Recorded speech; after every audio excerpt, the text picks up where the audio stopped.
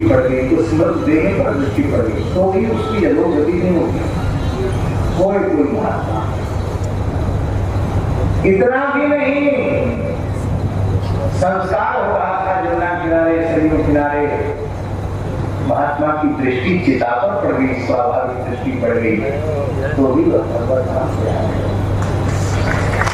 महाराज जी बतमाली जी प्रमाण है, बैठे हैं, कम दूर के विचार चिता पर काश दिलाए, जय मिल के जुर्मानी का सूत्र आकुल आए। कंद जी का चरित्र है बतमाल ग्रंथ में, जिनकी चिता के धुआं के लगने से बन के संपूर्ण प्रभाव हो, और एक दुर्भाग्य से कहीं भूले बैठ के चला गया था घूमने फिरने, तो साल डेढ़ साल में आया तो उसने देखा भारत की संगी साथी वहां है नहीं, कहा गए सब, बोले वो तो कंद जी की चिता के धुआं के लगने से मुक्त हो गए। भक्त की संत की महिमा देखिए महाराज जी।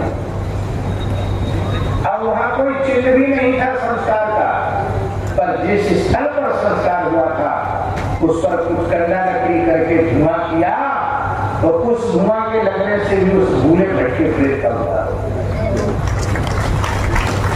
और परीक्षित कितने भाग्यशाली हैं, सृष्टि के सभी पूज्य ऋषि महर्षि ब्रह्मर्षि राजर्षि पितृर्षि देवर्षि कांडर्षि सब एक साथ बैठे हैं और यह संकल्प लेकर बैठे हैं जब तक परीक्षित को भगवत चरणारविंद की प्राप्ति नहीं हो जाएगी तब तक हम यहाँ से हिलेंगे। परीक्षित के कल्याण में संदेह तो लोग अधिकम दो कारण हो गए। तीसरा कारण गंगा देवी, गंगा जी स्वयं में क्या कहना, समर्थम सौभाग्यम सकल वसुधाया पवित्रा जगन्नाथ जी ने गंगा देवी में क्या कहना, अद्भुत है गंगा जी का वैभव।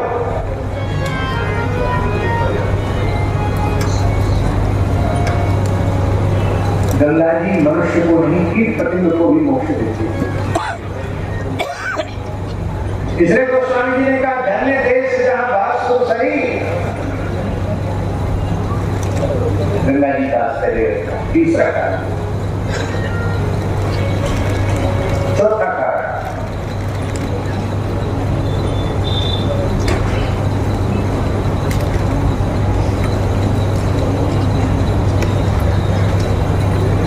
घृत चित्त मीशे,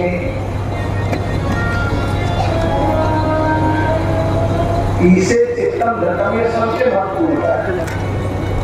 पहला कारण भक्त कुल में जन्म, दूसरा कारण संतों के द्वारा उनके कल्याण का किया गया संकल्प, तीसरा कारण गंगा जी, चौथा कारण परीक्षित ने अपने चित्त में भगवान को धारण कर रखा है। और वस्तुतः परीक्षित इस सिद्धांत के अनुसार परीक्षित के रूप में कोई दुर्गोपी दिखाई पड़ती है, क्योंकि धन्या ब्रजस्त्रिय उत्तमचित्तयाना, ब्रजांगनाएं धन्य हैं जिनके चित्त पर श्री कृष्ण चढ़े रहते हैं। जिसके चित्त पर श्री कृष्ण चढ़े हो तो किसी आकार प्रकार में वो वस्तुतः गोपी है, ये गोपी। पांचवा महत्वपूर्ण कारण, जे चितये प्रभु जे प्रभु घेरे ते सब है परम प्रभु। सबसे अधिक भाग्यशाली गुरु जी हैं जिन्होंने मात्र 5 वर्ष की अल्प आयु में 6 महीने की अल्प अवधि में भगवत साक्षात्कार प्राप्त किया। पर जब हम परीक्षित के सौभाग्य का विचार करते हैं तो परीक्षित का सौभाग्य ध्रुव जी से भी बहुत अधिक आगे निकल गया। उन्हें तो 5 वर्ष के बाद 6 महीने की तपस्या के बाद यहाँ तो गर्भ में ही दर्शन हो रहा है। महाराज जी जिस समय परीक्षित उत्तरा के गर्भ पर अश्वत्थामा ने ब्रह्मास्त्र का प्रयोग किया था, उस समय 3 महीने का गर्भ था। उसके बाद 9 महीने तक परीक्षित गर्भ में रहे, पूरे 12 महीने गर्भ में रहे परीक्षित अपनी मां। और 9 महीने तक लगातार श्री कृष्ण ने उत्तरा के गर्भ में प्रवेश करके गर्भ की परिक्रमा करते हुए गर्भ की रक्षा की है। 9 महीने तक लगातार दर्शन, गर्भ में दर्शन, ऐसा सौभाग्य किसी को मिला? और आपको हमारी बात पर संदेह हो तो मूल ग्रंथ महाभारत उठाकर देख लेना। महाभारत में लिखा है कि जब परीक्षित का जन्म हुआ तो अमोघ ब्रह्मास्त्र का प्रभाव तो होना था, गर्भ की रक्षा तो हो गई, पर गर्भ के बाहर आते ही ब्रह्मास्त्र के प्रभाव से परीक्षित निष्काम हो गए। सूतिकागार में हाहाकार मच गया, गर्भ क्रंदन होने लग गया। उत्तरा कुंडली की तरफ विलाप कर रही थी, सुभद्रा विलाप कर रही थी। श्री कृष्ण को याद किया, ठाकुरी सूतिकागार में प्रकट हो गए। सुभद्रा ने कहा यहाँ अपनी भगवत्ता दिखानी पड़ेगी, बालक को जीवित करना पड़ेगा, नहीं तो आपके भक्त का वंश डूब जाएगा। महाभारत का प्रकरण आप देखिए, आपका वज्र हृदय होगा, द्रवित हो जाएंगे आप। भगवान ने उस समय परीक्षित को गोद में लेकर उनके मृतदेह को, शरीर को गोद में रखकर परीक्षित ने, भगवान ने कहा यदि अर्जुन में मेरी निष्कपट प्रीति हो तो ये बालक जीवित हो जाए। और भगवान के प्रतिज्ञा करते ही परीक्षित ने नेत्र खोल दिए। अर्जुन उपलक्षण है, इसका तात्पर्य है यदि भक्त में मेरी निष्कपट प्रीति हो तो ये बालक जीवित हो जाए। भक्तों के प्रेम की सौगंध खाकर के भगवान ने परीक्षित को प्राणदान दिया। और जब आंख खोली तो संसार को नहीं देखा, मां को भी नहीं देखा। नेत्र खोले तो कृष्ण की गोद में खोले, और आंख भर के देखा तो श्री कृष्ण को देखा। ऐसे भाग्यशाली जीव के कल्याण में संदेह है क्या? नहीं। परीक्षित जीव कोटि के नहीं। क्या करें, हमको कथा कहनी आती नहीं है। नहीं तो ब्राह्मणों ने जो उनके लक्षण वर्णन किए हैं उनमें लिखा है साक्षात रमापति के समान ये जीवों का आश्रय प्रदाता होगा। भगवान के समान भगवान ही हो सकते हैं। हमको लगता है कीर्तन भक्ति का आचार्यत्व करने के लिए भगवान सुखदेव रूप में पधारे हैं, तो श्रवण भक्ति का आचार्यत्व करने के लिए भगवान परीक्षित रूप में पधारे।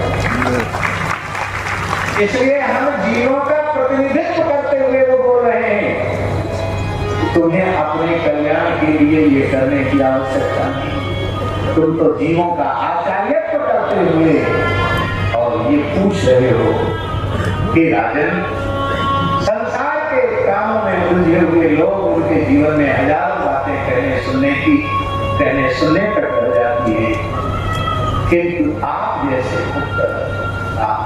क्या कहें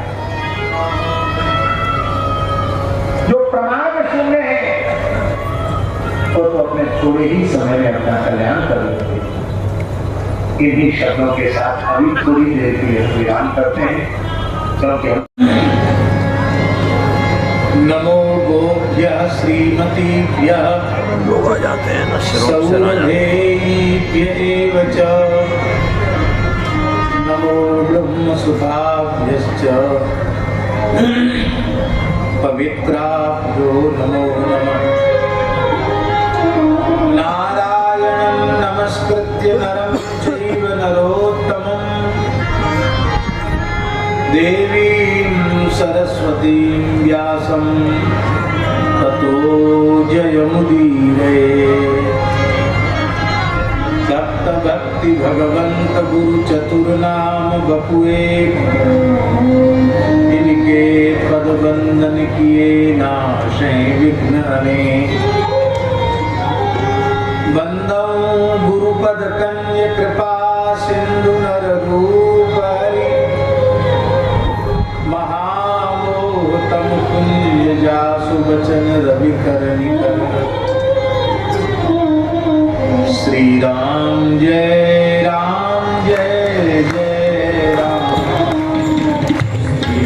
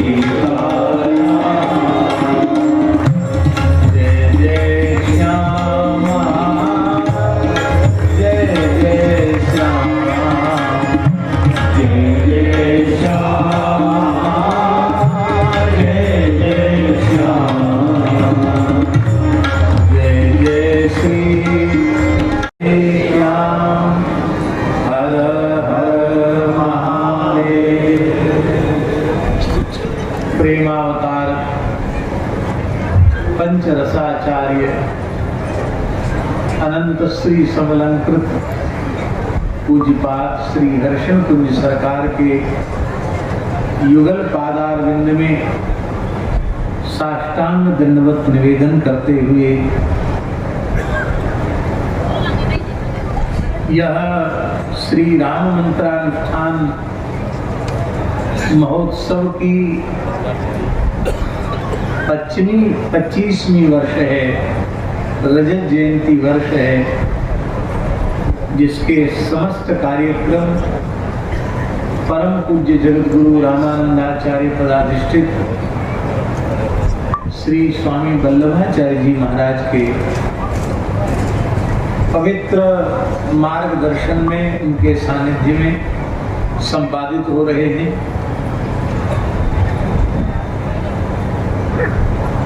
551 श्री रामार्चन महायज्ञ,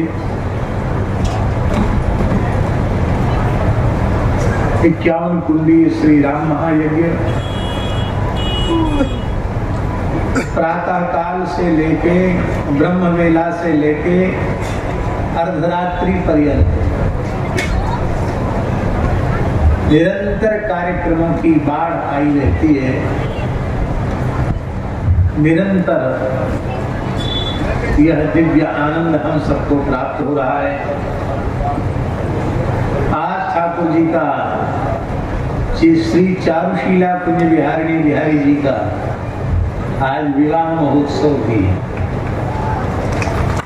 कल हल्दी चढ़ावन विधि का निर्देश पूज्य स्वामी जी ने किया था। आज और अधिक सौभाग्य की बात है कि परम पूज्य जगत गुरु रामानंदाचार्य पदाधिष्ठित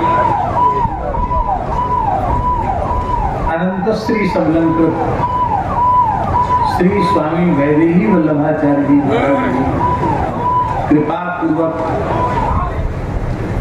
विराजमान है। दास ने तो इनके जटा मुकुट मंडित स्वरूप का दर्शन किया, तो कल सहसा हमको श्री बामन जी के मंदिर में पहचानने में थोड़ा सा विलंब हुआ, लेकिन जैसी आपके मुखारविंद की वाणी निश्चित हुई तब समझ में आया कि ये तो हमारे ही पूज्य स्वामी जी हैं। वस्तुतः ये प्रातः काल से रात्रि पर्यंत जो कुछ हो रहा सब कथा ही कथा है, सब लीला है, सब कथा है। और यह मंच तो अपना घर का मंच है। सभी समागत महापुरुष जो कुछ कहते हैं वह सब श्रीमद् भागवत तत्व का प्रकाश ही है। अभी हम लोग परम श्रद्धेय पूज्य श्री ठाकुर जी की वाणी से श्रवण कर रहे थे। कैसा अद्भुत परिमार्जित विषय वस्तु के स्वरूप को प्रतिष्ठित करने वाला अनुपम वक्तव्य है। निश्चित ही हमारे ब्रजमंडल की शोभा नहीं, श्रीमद् भागवत के कथा जगत के व्यासों के मुकुटमणि है पूज्य श्री ठाकुर जी।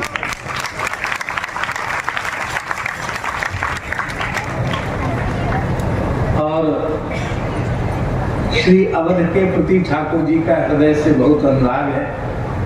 क्यों न हो, हमारे अयोध्यानाथ सनातन भगवान ने ही हम सबको एक बहुत दिव्य व्यास दिए हैं, आचार्य श्री इंद्रेश जी उपाध्याय। कोई माने न माने, हम यही मानते हैं कि अयोध्यानाथ की प्रसादी है। ऐसे श्री इंद्रेश जी पूज्य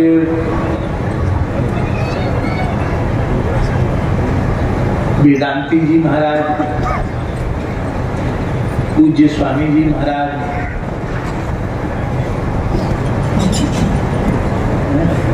हम नाम कैसे लें, परम पूज्य श्री महंत श्री स्वामी रामशंकर दास जी वेदांती जी महाराज और पूज्य मैयर वाले महाराज जी, उनके निकट विराजमान पूज्य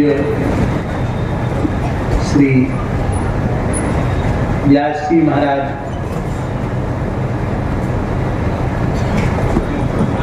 परम पूज्य श्री देव मुरारी दास जी महाराज रामायणी जी, और उधर हमारे श्री नैयायिक जी जो श्रीमद् भागवत की प्रवचन परंपरा, पठन पाठन की परंपरा को और श्रीमद् रामचरितमानस की पठन पाठन की परंपरा को अत्यंत दिव्यता पूर्वक प्राचीन परंपरागत तरीके से संचालित कर रहे हैं, ऐसे पूज्य श्री स्वामी तुलसी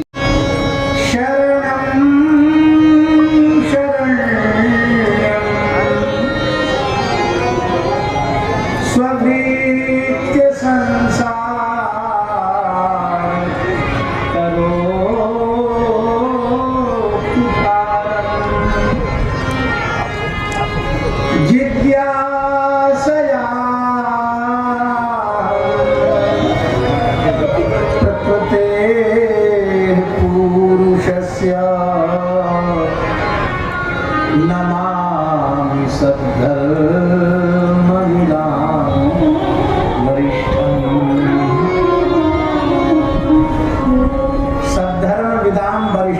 वरिष्ठं त्वां नमामि। ये सद्धर्म विदाम वरिष्ठम कपिल भगवान को जो उनकी जन्मदात्री माता देवहूति के द्वारा कहा जा रहा है, इससे स्वामी जी एक बात सिद्ध हो गई कि धर्म भी दो प्रकार का है, एक सद्धर्म एक असत धर्म। तो धर्म में असत का विशेषण लगाना, क्योंकि धर्म तो साक्षात भगवत रूप ही है, रामो विग्रहवान धर्म, पर सद्धर्म है सद्धर्म विदाम वरिष्ठम। सद्धर्म के ज्ञाताओं में आप सबसे श्रेष्ठ हैं, वरिष्ठ हैं, यह बात कही जा रही है।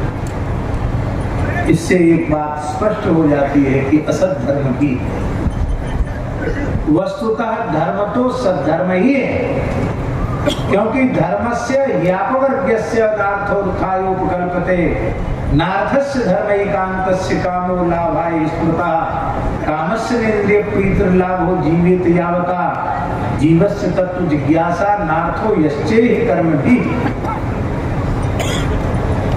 धर्म का फल अपवर्ग ही है।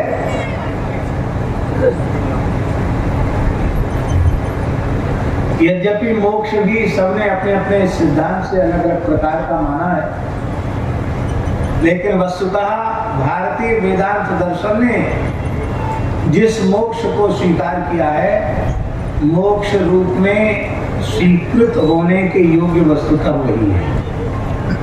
और अधिक व्याख्या नहीं करेंगे कि किसने किसको मोक्ष माना। जिस धर्माचरण का फल केवल लौकिक और पारलौकिक भोगों की प्राप्ति में पर्यवसित होने वाला है, वह धर्म भी असत धर्म हो जाता है, क्योंकि असत भोगों की प्राप्ति के फल तक ही वह सीमित है। इसलिए इसका तात्पर्य है जो लौकिक पारलौकिक भोगों की प्राप्ति तक सीमित जो धर्म है वो असत धर्म है, और जिस धर्म का साक्षात फल युगल सरकार श्री सीताराम जी के चरण कमलों की प्राप्ति है, श्री श्यामा श्याम के चरण कमलों की प्राप्ति है, अपने आराध्य उपास्य भगवान के चरण कमलों की प्राप्ति है, वह धर्म ही सद्धर्म है।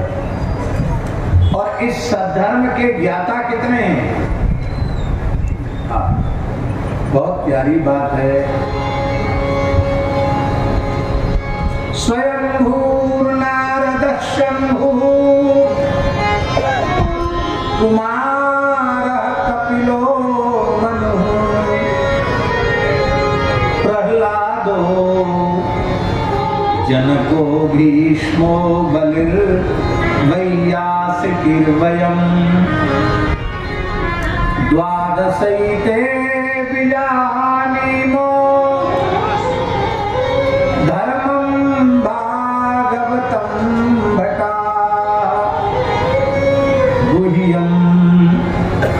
विशुद्धं दुर्बोधं यज ज्ञात्वामृतमश्नुते।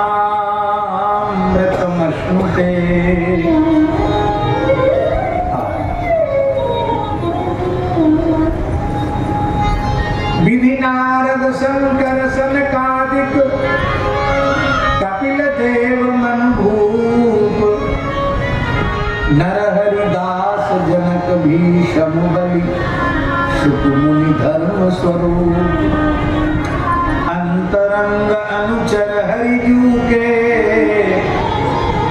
जो इनको यश गावे आदि अंत लो मंगल तिनके श्रोता वक्ता पावे अजामेल पर संग यह निर्णय परम धर्म के जान इनकी कृपा और पुण्य समझे द्वादश भक्त प्रधान। ये सद्धर्म विदाम, सद्धर्म विदाम का अर्थ है द्वादश महाभागवत ही सद्धर्म वेत्ता है। उनमें साक्षात भगवान होने के कारण जो वरिष्ठ हैं, श्रेष्ठ हैं, ऐसे कपिल से पूछा जा रहा है कि हे भगवान, आप कृपा करके यह बतावें कि प्रकृति और पुरुष का तात्विक स्वरूप क्या है। हे भगवान, मैं आपकी शरण में आई हूं। क्यों आई हूं शरण में? क्योंकि शरण्य आप हैं, शरण में जाने योग्य एकमात्र आप हैं। यह विचार करके मैं आपकी शरण में आई हूं और आपकी शरणागति का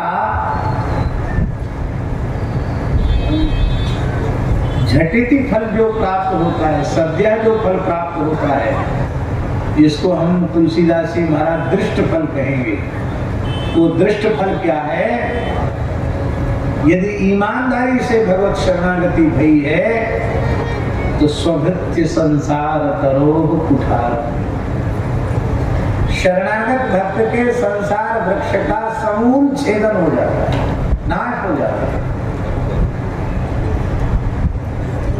संसार वृक्ष के समूल नाश का एक ही कुठार है, कुल्हाड़ा है, और उस कुठार का नाम है शरणागति। तन्त्वागतां शरणं शरणं। ये शरण शब्द भगवान को बहुत अधिक प्रिय है। इतना प्रिय है, इतना प्रिय है कि भले ही इनकी जन्मदात्री माता ही क्यों न हो, यदि शरण शब्द का उच्चारण न करे तो उस पर भी कृपा करुणा की जैसी वर्षा होनी चाहिए वैसी नहीं। श्रीमद् भागवत के महाराज जी दसवें स्कंद पूर्वार्ध में एक प्रसंग है। नंद बाबा को अजगर निगल गया। बाबा चिल्ला रहे थे कि बचाओ बचाओ बचाओ।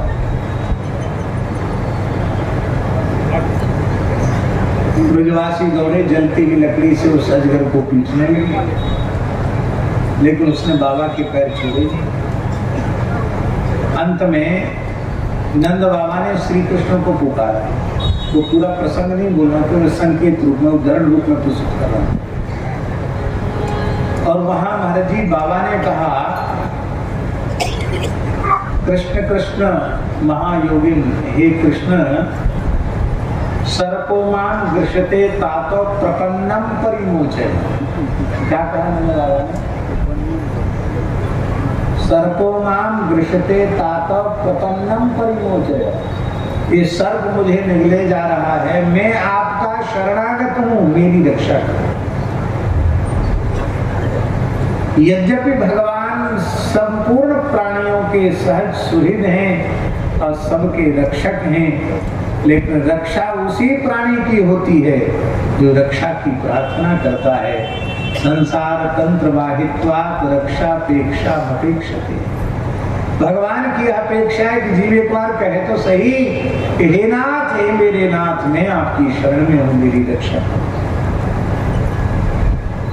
हमारे महाराज जी कहते थे, बाबा ने पूछी, कन्हैया तेरे सामने तेरे पिता को अजगर निकले जा रहे हो और तू टुकुर मुकुर देख रहे हो, आयो नहीं। जब मैंने ये कही कि कृष्ण कृष्ण दौड़ो बचाओ, मैं तुम्हारी शरण में हूँ, तो बाबा कहा करूँ मैंने अपनों को सूप संविधान ही ऐसा बनाई दिए हुए कि मेरो पिता ही क्यों न हो, जब तक ये नहीं कहे वो कि मैं आपको हूँ, आपकी शरण में हूँ, तब तक अनुग्रह की वर्षा नहीं हो सकती।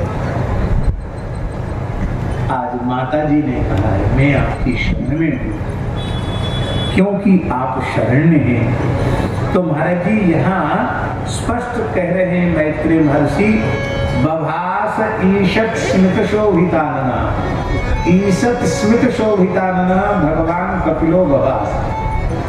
कुछ मुस्कुराते हुए से भगवान कपिल बोले।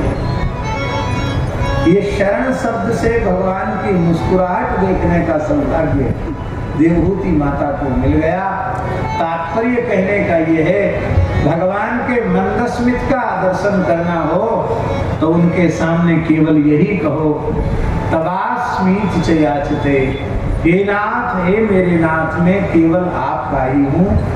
इतना सुनते ही वे मुस्कुरा जाते। और फिर भगवान ने जो दिव्योपदेश दिया है वह अपने आप में अद्भुत है। भगवान ने कहा कि हे माता जी, सर्वप्रथम कल्याण के स्वरूप को ठीक से समझना चाहिए। कल्याण का स्वरूप क्या है? योग आध्यात्मिक पुंसः पुंसाम मतो निःश्रेयसाय में अत्यंतो प्रति यत्र दुःखस्य च सुखस्य। कल्याण की बड़ी सुंदर परिभाषा है। जिस अवस्था में पहुंचने के बाद दुख और सुख इन दोनों की अत्यंत उपरति हो जाए, निवृत्ति हो जाए, सर्वथा समाप्ति हो जाए, उस अवस्था का नाम है कल्याण। कल्याण शब्द का व्यवहार तो खूब प्रचलित है। हम लोग महात्माओं के पास जाकर कहते हैं, हे भगवान, हे महाराज, आप कृपा करो, हमारा कल्याण कैसे हो, हमारे कल्याण का उपाय हमको बताओ। अथवा कहते महाराज आशीर्वाद दीजिए हमारा कल्याण हो जाए।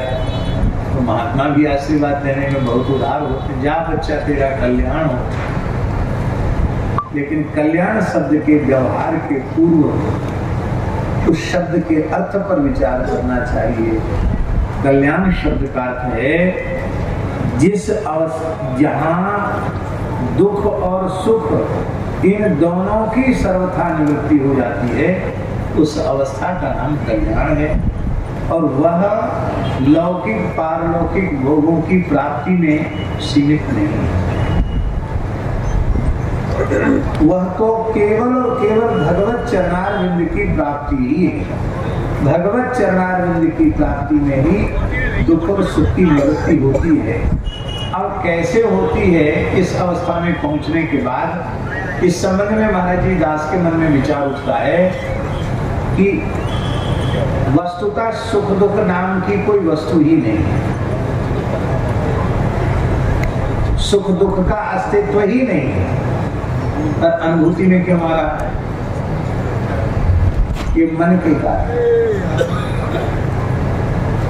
मन जिसे अनुकूल रूप में अनुभव करता है वो सुख हो जाता है, और प्रतिकूल वेदनीयम दुखम भवति। मन से जो प्रतिकूल है वो दुख हो गया। अब हम धुआं नहीं पीते हैं, किसी तरह का कोई नशा नहीं करते हैं।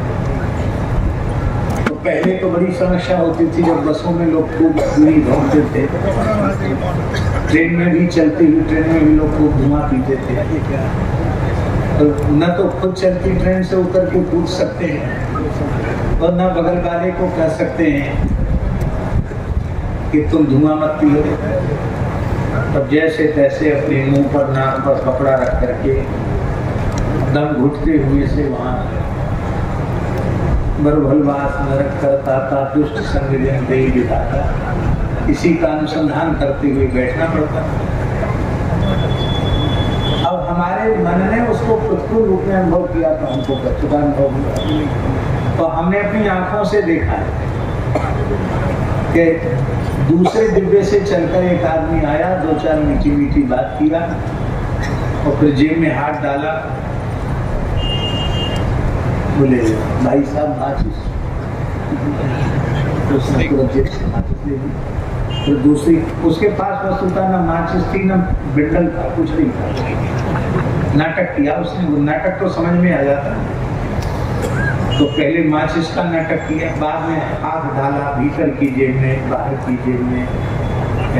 भाई साहब क्या खोज रहे हैं, क्या बता, मैं पता नहीं बंडल कहाँ रहे। अरे क्या चीज है, देख लो। उसको जब एक बीड़ी दिया और माचिस दिया तो ऐसे लगा, ऐसा चेहरा खिल गया मानो उसे कोई परमात्मा उपलब्धि हो गई। तो अब देखिए उस व्यक्ति का चेहरा केवल एक बीड़ी से खिल गया तो हमारे तकलीफ होगी। तो ये वस्तुतः सुख दुख नाम की कोई वस्तु नहीं है। मन जिसको अनुकूल रूप में अनुभव करता है वो सुख हो जाता है, और मन जिसका प्रतिकूल रूप में अनुभव करता है वो दुख हो जाता है।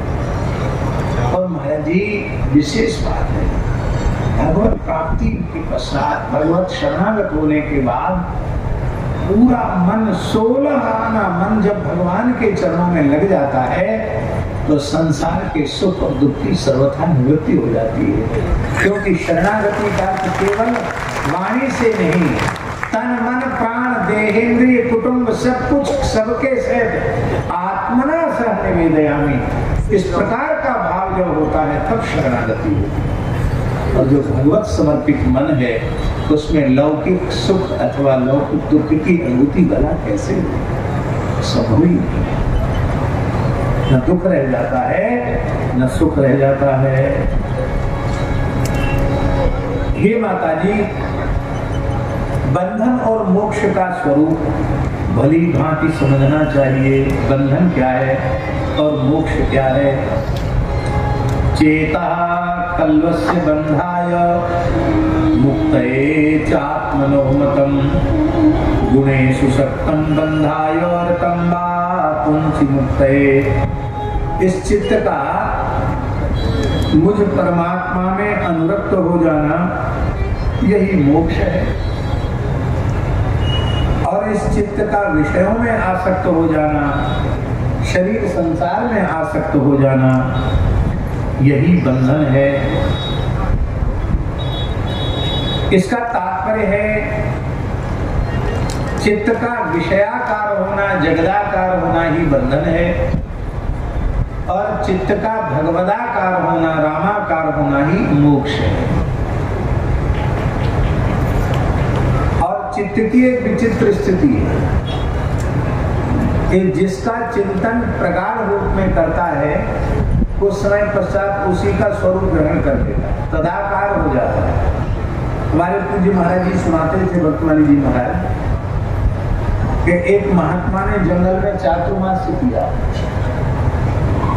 महात्मा बड़े सिद्ध कोटि के योगी थे और एक जंगल में गैया चराता था, भैंस चराता था, ग्वाला। उसने कहा महाराज कुछ भिक्षा। बोले बच्चा भिक्षा तो हम कभी लेते नहीं, संभव हो तो वेद लक्षणा एक गाय का दूध हमको धारोश में दे दिया करो। तो ग्वाला अपनी जो उसकी निजी गाय थी उसका दूध थोड़ा दूर करके महात्मा को दे दिया। 4 महीना महात्मा की सेवा की। महात्मा का व्रत पूर्ण हुआ तो महात्मा ने विचार किया अब हमें आगे बढ़ना चाहिए, लेकिन हम द्रव्य का तो स्पर्श करते नहीं।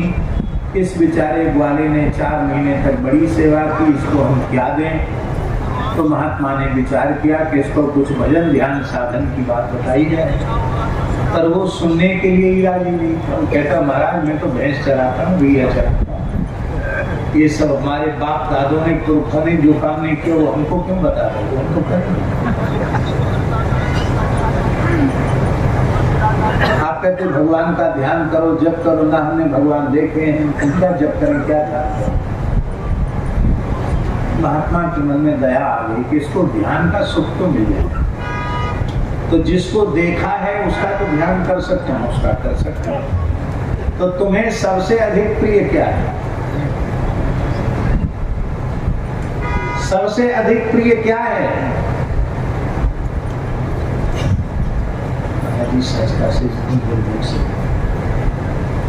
जी, तो उस महाराज जी उस वाले ने कहा कि ये काली भैंस हमको सबसे ज्यादा प्रिय है, बहुत अधिक प्रिय है। हमारी जितने रखत हैं उनमें सबसे ज्यादा प्रिय हमको ये भैंस। महात्मा बोले कोई बात नहीं, किसी नदी में स्नान करके गुफा में जहाँ हमने बैठ के साधन किया, यहीं बैठकर किसी भैंस का लक्षित ध्यान किया करो थोड़ी देर। महात्मा तो बता के चले गए, तो महाराज जी वो ग्वाला भैंस का ध्यान करने लगे। गुफा का द्वार छोटा था, भीतर से गुफा बड़ी थी। जैसे तैसे भीतर प्रवेश का द्वार था, भीतर तो पर्याप्त अवकाश था उसमें। तो 1 वर्ष तक वो ध्यान करता रहा, उसकी समाधि लगने लगी। भैंस का ध्यान करते करते समाधि लगने लग गई उसकी महाराज, क्योंकि सर्वगत सर्वरूप तो परमात्मा ही है। 1-1.5 साल बाद महात्मा आए, तो उन्होंने गांव के लोगों से पूछा वो भैया भैंस चराता था उस ग्वाले का क्या? अरे बोले पता नहीं महाराज, एक बाबा जी पता नहीं क्या जादू टोना कर गए, अब तो वो बाहर निकलते ही नहीं, एक गुफा में बंद है, वहां से बाहर नहीं, समाधि लगी उसको। तो महात्मा ने महाराज जी उसके भीतर प्रवेश करके बोला, बाहर का शब्द तो सुनाई नहीं पड़ सकता था, तो भीतर प्रवेश करके बोला कि वत्स तुम्हें ध्यान की क्रिया बताने वाला तुम्हारा गुरु मैं आया हूं, आकर मुझसे मिलो। तो उसने ध्यान में ही कहा कि इस गुफा का द्वार बहुत छोटा है, मेरे सींग इसमें अड़ रहे हैं, मैं कैसे बाहर निकलूं? अब वो भैंसा तो नहीं था, वो तो मनुष्य था, लेकिन वो चिंतन करते करते महिषाकाराकारित वृत्ति उसकी हो गई। वो कहने लग गया कि इस गुफा का द्वार छोटा है, मेरे सींग बड़े हैं, कथनचित में अपना सिर निकाल भी लूं तो मेरा पेट इतना बड़ा है कि मैं निकल ही नहीं सकता। आपकी बड़ी कृपा होगी कि इस गुफा को तोड़कर मुझे बाहर निकालो तो ठीक है। महात्मा ने भीतर प्रवेश किया, समाधि उसकी खोली और इसके बाद उसे भगवान के ध्यान का उपदेश।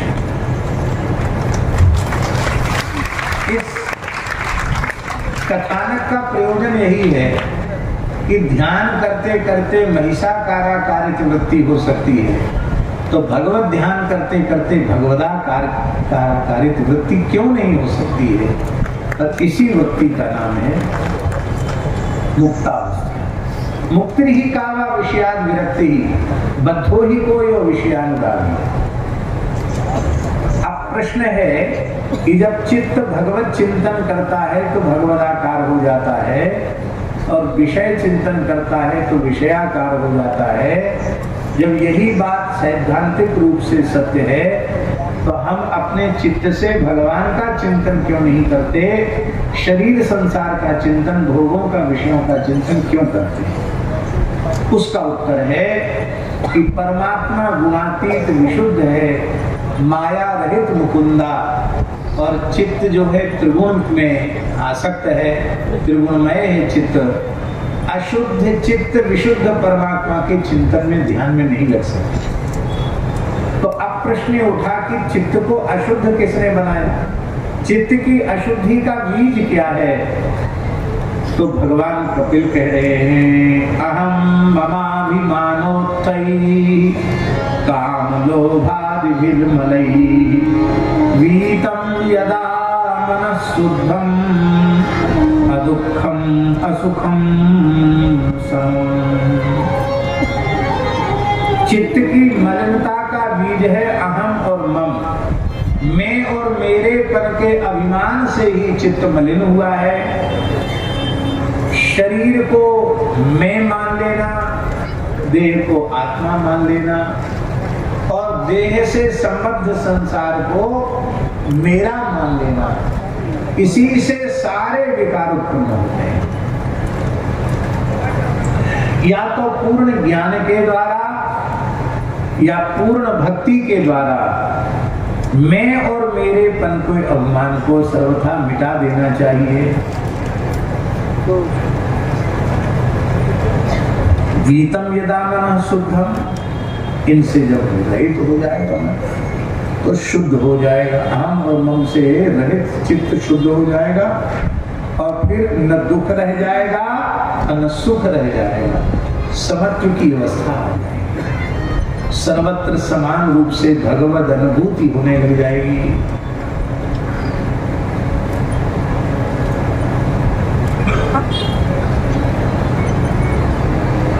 और इसका बहुत सरल साधन गोस्वामी जी ने कहा, यह अभिमान जाए जननी गोरे, यह अभिमान जाए जननी गोरे, मैं सेवक रघुपति पति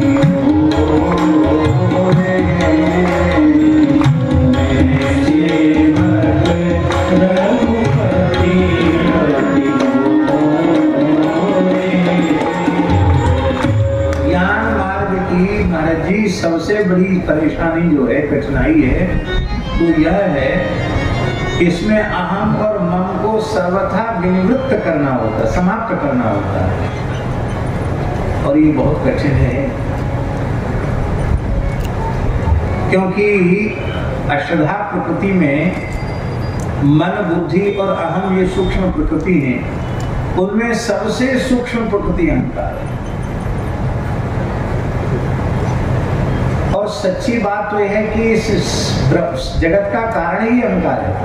वैकारिक तामस तेजस त्रिविध प्रकार का अहंकार, उससे 16 प्रकार के भूतों की उत्पत्ति, पिंड ब्रह्मांड सब अहंकार। तो अहंकार का समाप्त होने का मतलब सारा संसार का अस्तित्व ही समाप्त हो जाए।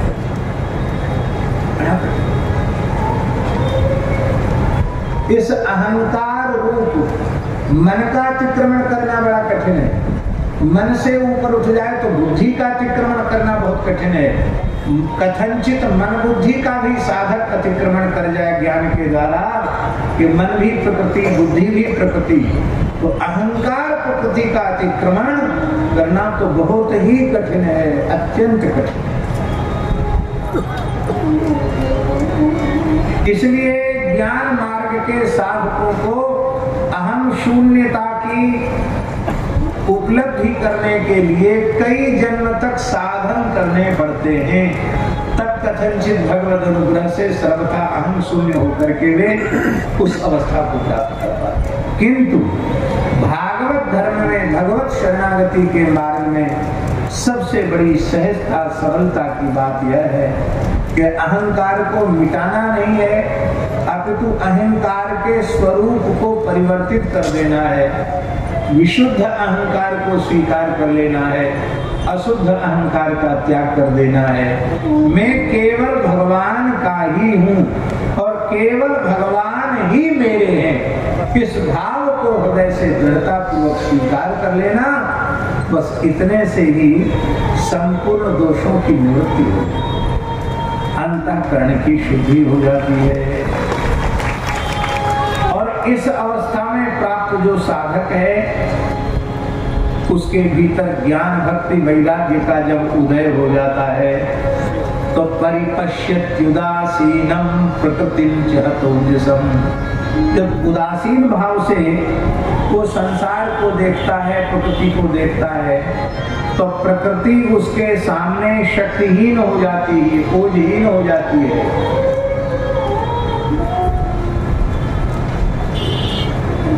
श्री कबीरदास जी के जीवन का एक प्रसंग। कबीरदास जी श्री रामानंद संप्रदाय के ऐसे अद्वितीय संत हुए कि जिनकी परीक्षा लेने के लिए महाराज जी भगवान ने वैकुंठ से साक्षात माया को भेजा, अप्सरा का रूप धारण करके माया। कलयुग में अप्सराओं को भेजने वाले इतिहास बहुत कम है महात्माओं के पास, क्योंकि अब तो इतनी मन की दुर्दशा है कि अप्सरा भेजने की आवश्यकता ही नहीं है।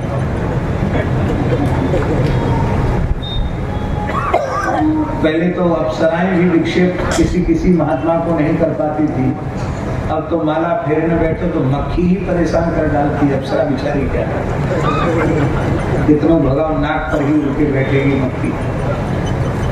तो रामजी कबीरदास जी के सामने मूर्तिमती माया प्रकृति अप्सरा के रूप में भगवान के द्वारा प्रेषित आई और उसने खूब नाच गा करके रिझाने का अपने हाव भाव कटाक्ष से कबीरदास जी को अपनी ओर आकृष्ट करने का प्रयत्न किया, लेकिन वह विफल रही। क्यों विफल रही? उसका एक ही उत्तर है भक्तमाली जी, परिपश्यत उदासीनम प्रकृतिम चतुर्जसम। कबीरदास जी अनासक्त भाव से विराजमान है, उदासीन भाव से विराजमान है, इसलिए वह प्रकृति वह अप्सरा ओजहीन हो गई। अंत में उसने कहा कि बाबा एक बार नजर भरकर मेरी ओर देख तो लो। तो क्या देखें तेरी, क्या है तुझमें विशेषता जो हम नहीं देखते? अरे मैं तुम्हारे भजन का फल बन के आई हूं, तो हमारे भजन का फल तुम नहीं हो।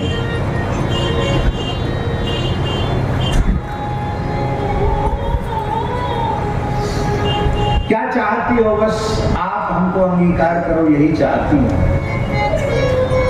तो महाराज जी कबीरदास जी ने कहा, एक न्यात तू माय लगत है, एक न्यात तू मौसी।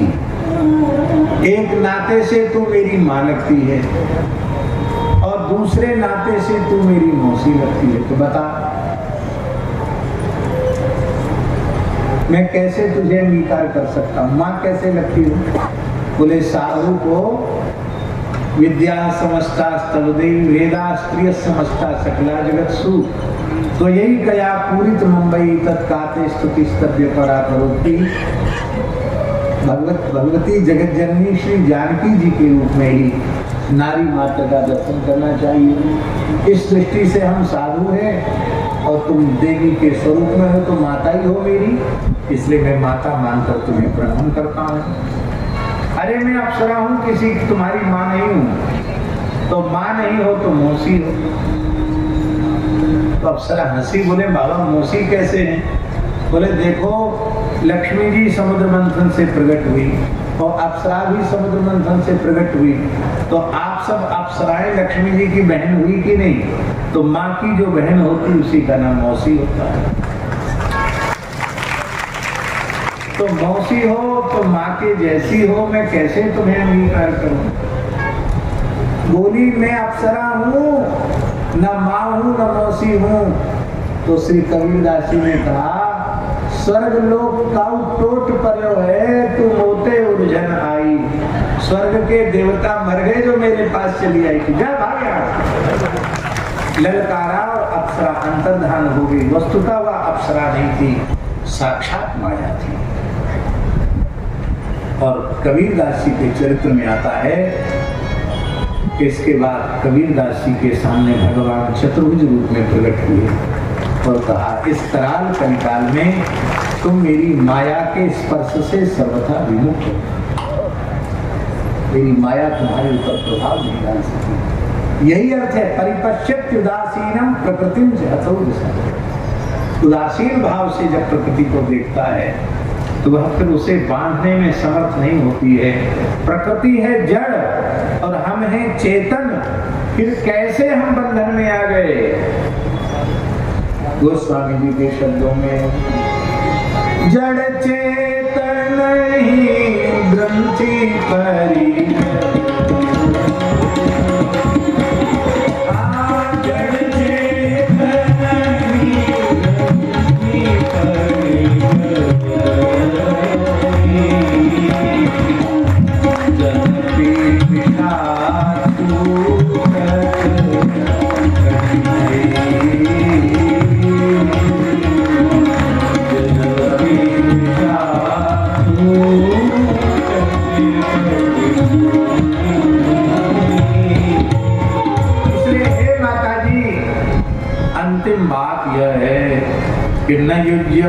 साधनया भक्त्या भगवत्यखिलात्मनि सदृशोऽस्ति शिवः पंथा योगिनां ब्रह्म सिद्धये। योगिनां ब्रह्म सिद्धये, योगियों के लिए भी ब्रह्म सिद्धि का इससे बढ़कर के, भगवत प्राप्ति का इससे बढ़कर के कोई दूसरा साधन नहीं है। केवल और केवल परम कल्याणकारी साधन मेरी निष्काम भक्ति ही है। दूसरा कोई साधन योगियों के लिए भी ब्रह्म सिद्धि का नहीं है, कल्याणकारी साधन नहीं है। अब एक बात है कि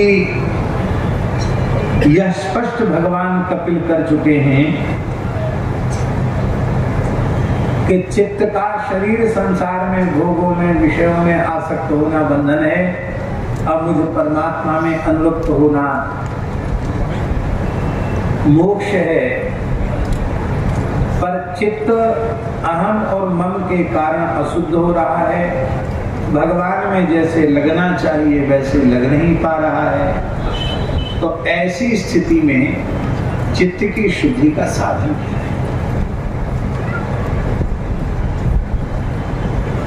एक ही अध्याय में, एक ही प्रकरण में भगवान ने अपनी बात बदल दी।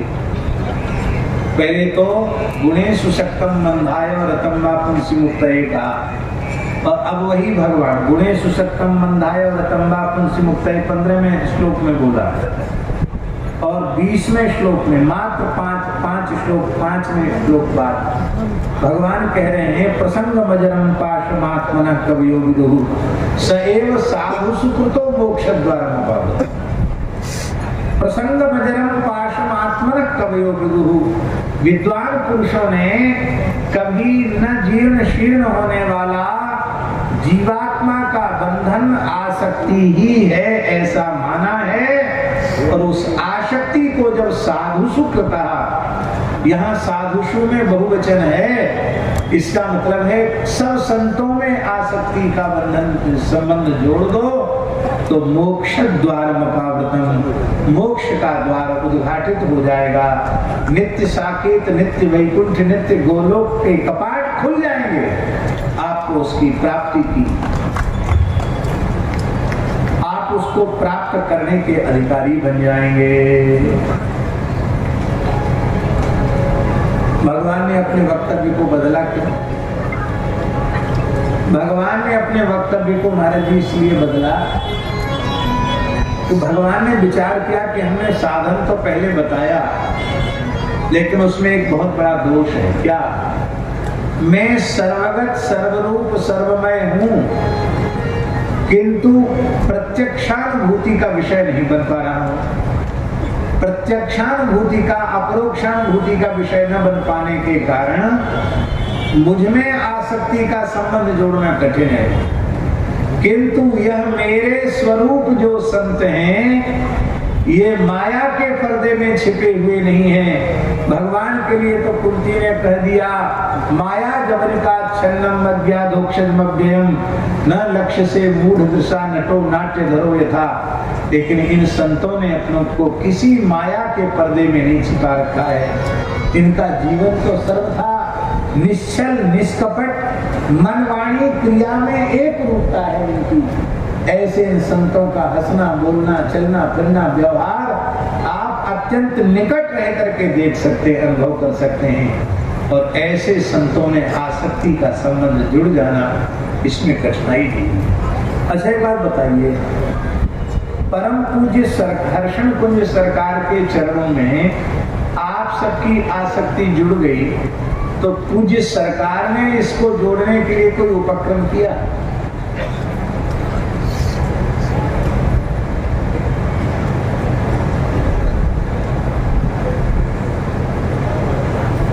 कोई बता रहे थे महान भाव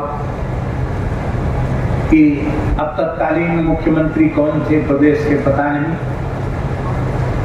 बोले वो पूज्य सरकार का दर्शन करने आना चाहते थे। दर्शन पूज्य सरकार, हाँ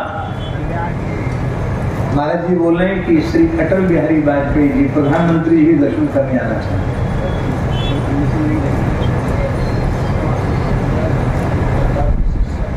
हाँ, अटल जी की खास सगी बहन सरकार की शिष्य है। तो सरकार के सामने प्रस्ताव आया कि मुख्यमंत्री जी अथवा प्रधानमंत्री जी आपका दर्शन करने आना चाहते हैं। उन्होंने कहा कि जैसे सामान्य लोग आते जाते हैं ऐसे आए जाए, प्रसाद आए जाए, अलग से कोई नाटक होगा तो यहाँ बिल्कुल ना।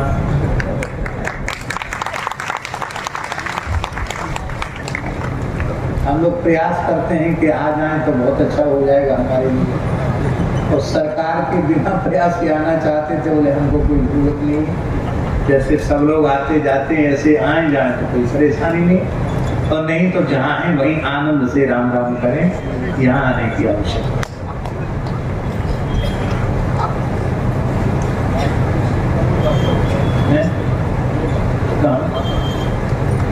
प्रियवान नरेश मार्कंड सिंह 2 बार करते हैं।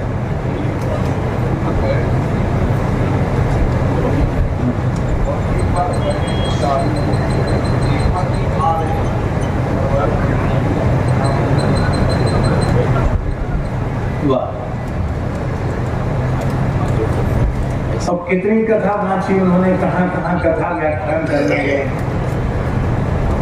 केवल भजन में लगे रहे, और उनकी चरण सन्निधि में बैठकर उनके शील को, उनके स्वभाव को, उनके तप को, उनके त्याग को, उनके वैराग्य को, उनकी भजन निष्ठा को हम आप लोगों ने देखा तो सहज ही सरकार के चरणों में अनुरक्ति।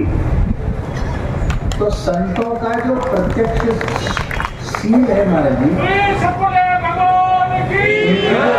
जीवनचर्या है, वो निकट से देखने को जब किसी जीव को प्राप्त होती है तो वहां आसक्ति जोड़ने के लिए कुछ करना नहीं पड़ता, सहज उनसे समझ। एक बार हमने अपने पूज्य गुरुदेव भक्तमाली जी से पूछा कि महाराज जी संत की तमाम परिभाषाएं हैं, आपके मत में विशेष परिभाषा है।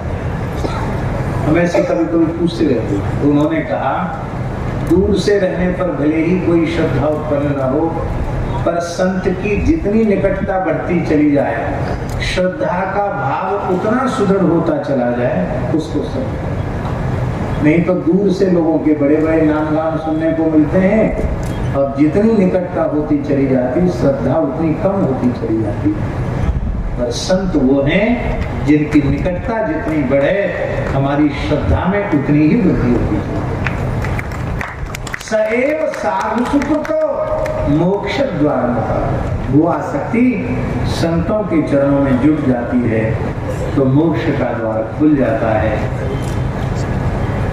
तो उन संतों से आसक्ति जोड़ना चाहिए, और संतों से आसक्ति जुड़ना, भगवान से आसक्ति जुड़ना दो बात नहीं है, क्योंकि संत भगवंत में अंतर निरंतर है। संत से आसक्ति जुड़ते ही भगवान से आसक्ति जुड़ जाती है, भगवान में सहज प्रेम हो जाता है। इसी को श्रृंखला संबंध कहते हैं। श्रृंखला संबंध से भगवान में प्रेम हो जाता है। अब वो संत होते कैसे हैं, तो उनका लक्षणों का वर्णन श्री कपिल भगवान ने किया है। आप सब लोगों को विशिष्ट व्याख्यान की आवश्यकता नहीं है, आपने तो पूज्य सरकार का दर्शन किया है, आप प्रत्यक्ष उनमें उनके जीवन का, उनके दिव्य चरित्र का अनुसंधान करके अनुभव कर सकते हैं। ये सभी के सभी लक्षण संतों के पूज्य सरकार में प्रत्यक्ष विराजमान थे।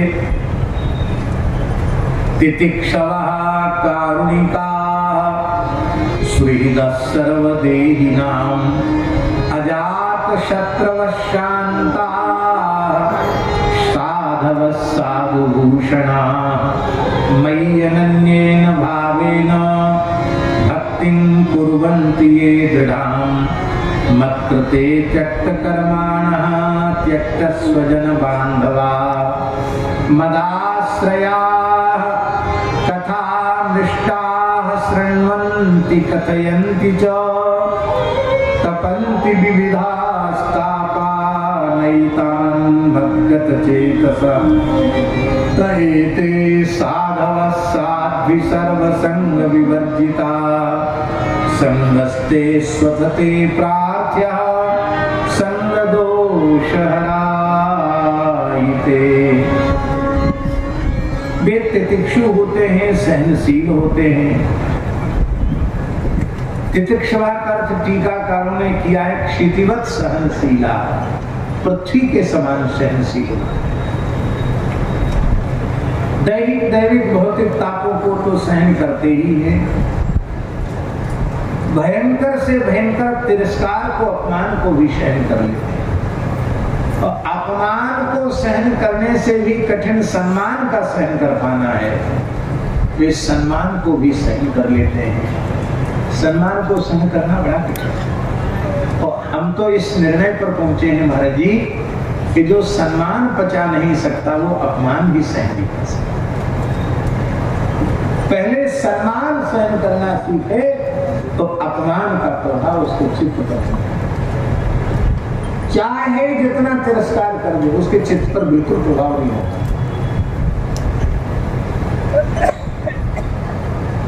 सम्मान का, सम्मान को दीजिए।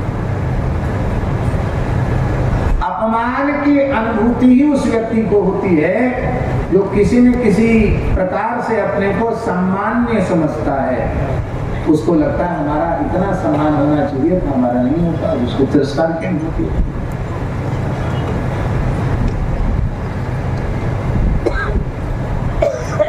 सम्मान को सहन करना किसी को सीखना हो तो भगवान नारायण से सीखे। भगवान के जैसा सम्मान किसी का है? और उनके वैकुंठ में, उनके घर में जाकर के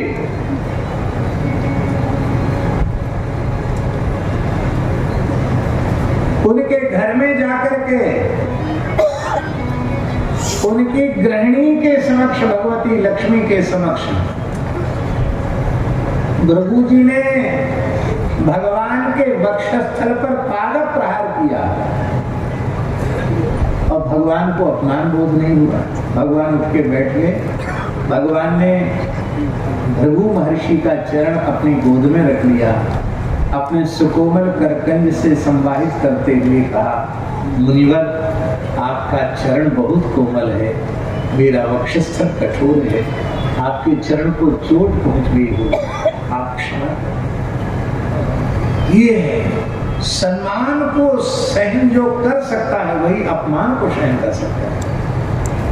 भक्त ऐसे ही होते हैं, कारुणिका, उनमें विशिष्ट करुणा होती है, सभी प्राणियों के सच्चे हितैषी होते हैं, अजात शत्रु होते हैं, क्योंकि निज प्रभु में देखें जगत के हिसन करें विरोध, अजात शत्रु होते हैं। और महाराज जी अजात शत्रुवा के बाद शांता है, इसका अर्थ अजात शत्रुवा अतएव शांता, जो अजात शत्रु होगा वही शांत होगा। आपका जिस किसी के प्रति भी शत्रुता का भाव होगा उसको देखकर आपको मन की प्रसन्नता गायब हो जाएगी। आप भले ही शालीनता में कुछ न बोलो लेकिन भीतर वाला बिगड़ जाएगा। सदा शांत रहने की युक्ति है अजात शत्रुवा, इस धरती पर मेरा कोई शत्रु ही उत्पन्न नहीं हुआ, ऐसा अपने मन में निश्चय करो। साधवः, वे परोपकारी होते हैं। और साधुभूषणा, इस प्रकार के लक्षणों से युक्त जो महात्मा होते हैं वे तो साधुभूषण होते हैं। साधुभूषण माने साधून भूषयन्ति साधुभूषण, साधुओं को सुशोभित करते हैं, साधु समाज को सुशोभित करते हैं। ऐसे लक्षणों से युक्त भी होवे और ऊर्ध्वपुंड्रादि वैष्णव चिन्हों से भी अलंकृत होवे सरकार के जैसे, तब तो साधु भूषणा। इसलिए साधु भूषयन्ति साधुभूषणा, ऊर्ध्वपुंड्रादय वैष्णव चिन्ह है। ऊर्ध्वपुंड्र आदि वैष्णव चिन्ह ये साधुभूषण है। आहा, मयि अनन्येन भावेन भक्तिं कुर्वन्ति ये गृणाः वे अनन्य भाव से मेरी दृढ़ भक्ति करते हैं, मेरे लिए अपने संपूर्ण कर्मों का त्याग कर देते हैं, अपने सगे संबंधी बंधु बांधवों में होने वाली आसक्ति का त्याग कर देते हैं, फिर उनको संसार का कोई भी ताप तपा नहीं पाता है। तपंति विविधास्तापा नैतान मद्यपचेतसा तएते साधव साध्वी सर्वसंग विवर्जिता संगस्ते स्वथते प्रार्थ्य संग दोषकायिते। ऐसे संतों के संग की प्रार्थना हमें करनी चाहिए, क्योंकि आसक्ति के दोष को मिटाने वाले ऐसे संत ही हैं। इन्हीं शब्दों के साथ हम आज की कथा का